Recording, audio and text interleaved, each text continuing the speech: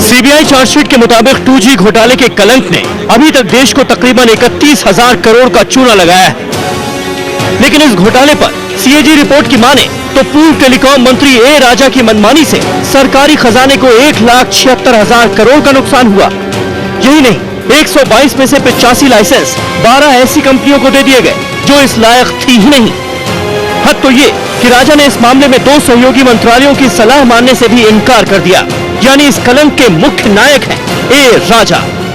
2G घोटाला प्रधानमंत्री मनमोहन सिंह की साफ सुथरी छवि के लिए एक बहुत बड़ा धब्बा है। वो ये बात उजागर करता है कि गठबंधन धर्म के पीछे प्रधानमंत्री मनमोहन सिंह राजधर्म भूल गए। राजा उनकी नाक के नीचे बिना किसी की परवाह किए उस बड़े घोटाले को अंजाम देते रहे। घोटाले की रिपोर्ट बताती है कि राजा ने वित्त मंत्रालय की सलाह की धज्जियां उड़ा दी। वित्त मंत्रालय ने कहा था कि बिक्री खुली नीलामी के जरिए कराई जाए। राजा ने यह सलाह तो मानी नहीं, उल्टे स्पेक्ट्रम का दाम सन 2008 के बजाय 2001 के रेट से तय किया।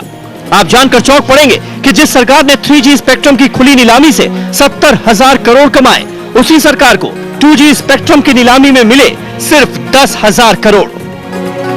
राजा की करतूतों के आगे TRAI यानी telecom regulatory authority of India भी असहाय दिखती नजर आई। राजा ने अपने हिसाब से नियमों को तोड़ा और मरोड़ा। मकसद साफ था कि कुछ निजी कंपनियों को फायदा पहुंचाना।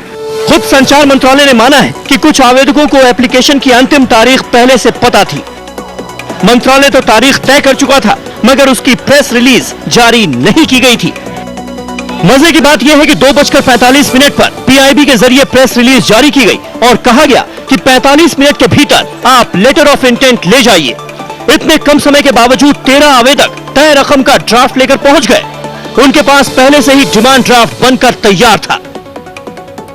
अमित पांडे के साथ ब्यूरो रिपोर्ट IBN 7। और हमारी कलम की सीरीज तब तक जारी रहेगी जब तक अन्ना हजारे का भ्रष्टाचार का आंदोलन जारी रहेगा। आपने देखा होगा कि ये सीरीज